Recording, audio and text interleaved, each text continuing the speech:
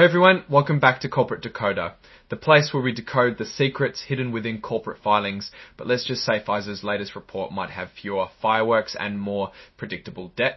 So what's the big news from Pfizer this time? They've just dropped their latest report and it's mostly a formality, confirming their financial results for the quarter ending June 30th, 2025. Think of it like them saying, yep, we told you the numbers and here's the official paperwork. We're going to walk through what this means, mostly focusing on what this report confirms about their financial health and those ever-present debts. We also have a Discord community linked in the description below if you want to chat about these filings further.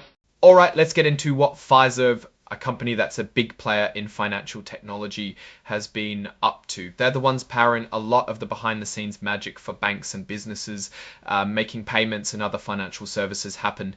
The main event here is the announcement of their financial results for the quarter that wrapped up on June 30th of 2025. While this 8K filing isn't a deep dive into new numbers, it's more of an official confirmation and a way to attach their press release announcing these results. Now, let's look at what's registered with the stock exchange.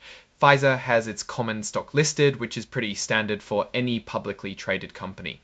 This filing confirms that their stock ticker symbol SUFI is traded on the New York Stock Exchange.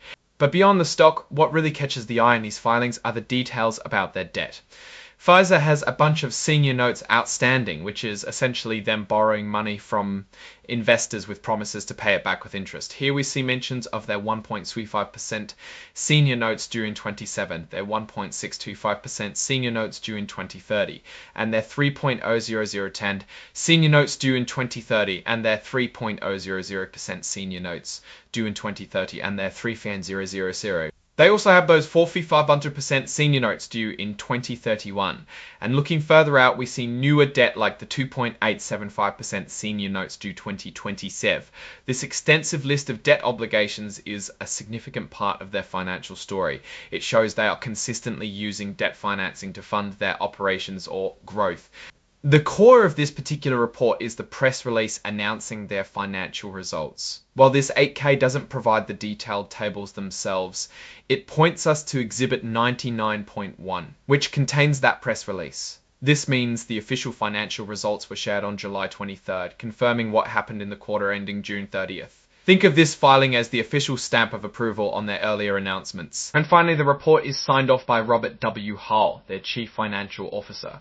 This confirms that the company is officially acknowledging and filing this information with the Securities and Exchange Commission, as they are legally required to do. Now, looking at this filing overall, it's more of a procedural document than a reveal of new groundbreaking information.